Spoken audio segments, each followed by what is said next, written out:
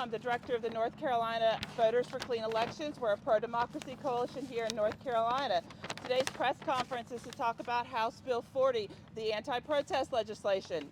Now, days after millions gathered across the nation to demand justice for Tyree Nichols, and on the first day of Black History Month, the legislature filed its previously vetoed anti-protest legislation.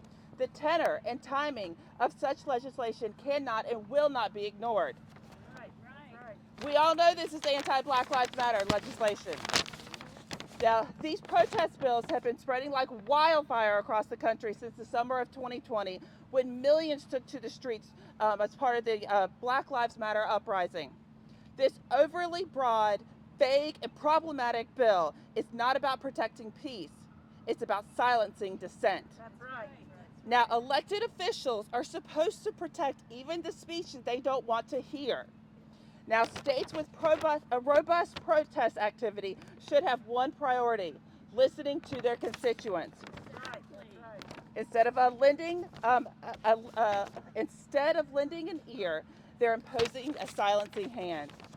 In an era of historic activism, this response isn't just unconstitutional, it's fundamentally un-American.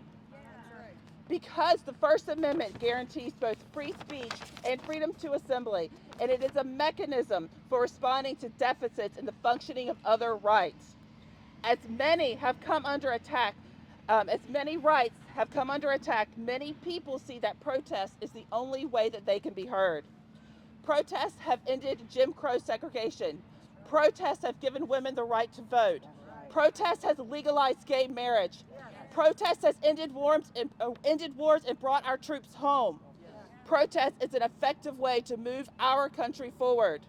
This is why we stand together, to fight, to protect the right to protest. We must continue to place people over buildings and people over politics, and ensure that we have the right to join our brothers and sisters in the right to protest, and keep it where it belongs, at the heart of a functioning democracy. Now I present my colleague, Dawn Blagrove with Emancipate North Carolina. Good afternoon. My name is Attorney Dawn Blagrove. That's BLAGROVE. I am the Executive Director of Emancipate NC. House Bill 40 is a racist piece of legislation. This bill came about after massive protests around protecting Black lives. We've seen lots of massive gatherings of people in North Carolina, many of them that cause lots of property damage. Namely, Halloween on Franklin Street, or anytime Chapel Hill and Duke play. Speaker Moore was just on the floor and characterized those riots as celebrations. And therein is the racist, insidious nature of this bill. Because when white children gather, it is a celebration. But when Black children gather, it is a riot. You should be afraid. That is what is at the heart of this bill. And let me also be 100% clear. Do not be fooled by the Black faces who are supporting this piece of racist legislation. Shelley Willingham, Abe Jones, who stood on the floor and made a resounding speech in support of this bill, are no different than the Black officers that beat Tyree to death. There is no rule that says Black faces cannot uphold white supremacy. Do not be fooled. Additionally, do not be fooled by the fact that Speaker Moore knew he needed a Black face on this bill. Why did he need a Black face? So that he could confuse you and make you think that this wasn't as racist as it is. I need for you, folks, anybody watching and listening, to connect the dots. And don't be fooled by the black faces that are being used to uphold white supremacy. I protested in Elizabeth City for 30 days after the killing of Andrew Brown. Every moment of those protests were peaceful. At any given time, the protesters were outnumbered by law enforcement 2-1. 2-1. And I'll tell you what else happened. Busloads of people were arrested in Elizabeth City. Busloads. If this piece of insidious legislation was in place, those people, all of them, would have had to spend at least 2 days inside of a jail before they could even get a bond set.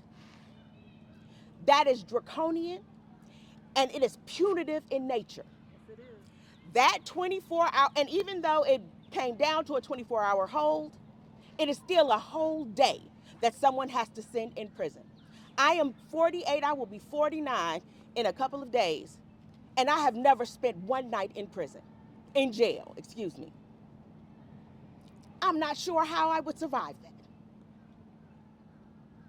Most people haven't and don't want to, and should not be forced to as a punishment for exercising their First Amendment right to protest. That's right. Lastly, I also want us, while we're connecting to dots, to make sure that we understand that by increasing penalties for crimes that are disproportionately going to be charged against black people, whether or not there are white people that are also protesting, because let me be clear. In the streets of Raleigh, I watched Raleigh Police Department excuse white bodies so they could get to a black body and arrest it. That is the insidious and inherently racist nature of policing. And the amount of discretion that this bill gives in disrupting people's lives for exercising their right to protest is disgusting. We encourage everyone who is listening and everyone who can hear us, call your legislators and tell them you did not send them to Jones Street to take this state back to Jim Crow. You did not send them to Jones Street to uphold and support white supremacy. And you did not send them to Jones Street to further marginalize already marginalized communities. The power lives with the people. We can stop this. Raise your voices and make yourself heard. Thank you. Next, we will hear from Jovita Lee from Advance Carolina. Good afternoon. Jovita Lee, Policy Director for Advance Carolina and the convener of the North Carolina Black and Brown Policy Network. In regards to HB 40, a piece of legislation that we've seen before with vetoed bill HB 805, it is nothing more than an unreasonably harsh bill that criminalizes our constitutional right to protest, threatens the very livelihood of our people, specifically black and brown folks across this state, utilizing language such as riot or danger to insinuate that folks advocating for the protection of black lives, the protection of voting rights, the protection of LGBTQIA rights, the protection of women's rights are the ones who are the threat to safety. When we know in reality, it is a proven fact that we are the ones who are unsafe. Protest has been the voice of the unheard since its inception.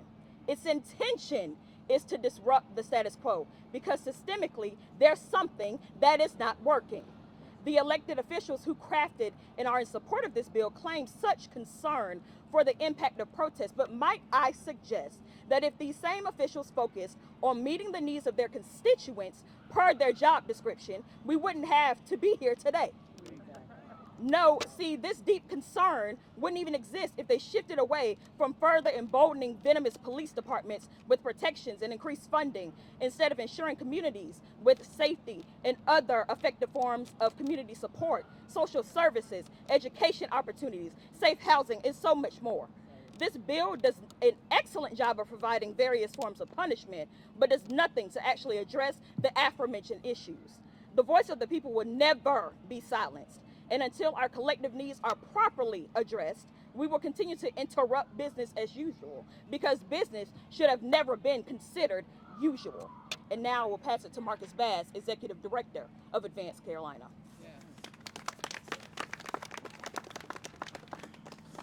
I think Jovita and Don have made it plain and simple, but we want to make sure we're laying out this context very specifically for the people that weren't able to join us in the gallery of the General Assembly to hear the House discuss HB 40. My name is Marcus Bass, and I serve as the Executive Director of Advance North Carolina. We're proud to stand with individuals that are not here in a job to protest. Individuals here in a job to teach. They're here in a job to learn to raise their families. They're here in a job to protest for their individual rights, not because they want to, but because they have to, because of an unjust system that doesn't meet the need.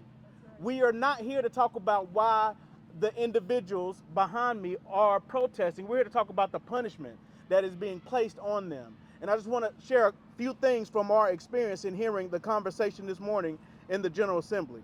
First and foremost, I think it's important for us to realize that the session that we're witnessing here is not about Democrat or Republican. It is about the people that are being used in this moment. And this bill in particular is a prime example of how individuals in this building are being used to undermine the people of North Carolina. When we talk about North Carolina and the history of protests, HB 40 is not about public safety. This is not a public safety measure at all. This is a property safety measure. This is pitting the individual property in the community against the lives that are standing in the gap between a system that is trying to kill them and their family. I've seen firsthand across this state peaceful protests turn violent, not by the protesters, but by excessive use of force. I've seen protesters, I've seen pastors stand in front of military-grade equipment that should be on the way to fighting battles on a war front, but instead are being used against the people in North Carolina. That is the incitement of the riot, but that is not in the policy discussion that we're hearing today around HB 40. I've seen the faces of loved ones crying out in anguish against the brutal death of their relative, but also being choked out by tear gas, batons, and rubber bullets. HB 40 is not about seeking a remedy or finding a root cause to these intimidating incidences, but it's here to continue to perpetuate and further divide a community that is not protesting just to start a riot, but it's protesting because of a riot that happened at the hands of an unjust system. This bill does nothing to prevent these incidences. Who truly is the provocateur? One of the conversations that Don just mentioned, when Tim Moore was asked whether or not the college students that are enjoying the celebration of a game will be considered rioters under this bill, he said he didn't think about that because his team has not been winning.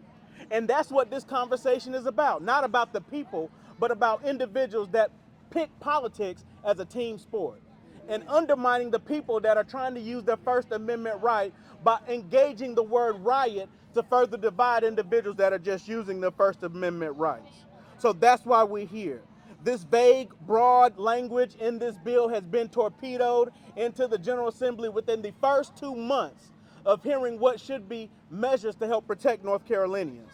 And we're excited to see not just black individuals, not just white individuals, not just brown individuals, but community of every creed, color, and issue standing behind us, knowing that freedom of speech has to be protected and has got to start with the defeat of HB 40. Next up, we're going to hear from one of those powerhouse individual groups that have been tirelessly fighting across North Carolina, protesting for teachers' rights. It gives me great pleasure to introduce the president of the Wake County NCAE, President Christina Spears. Good afternoon. I'm Christina Spears, a proud product of North Carolina Public Schools and a special education teacher in Wake County Public School System.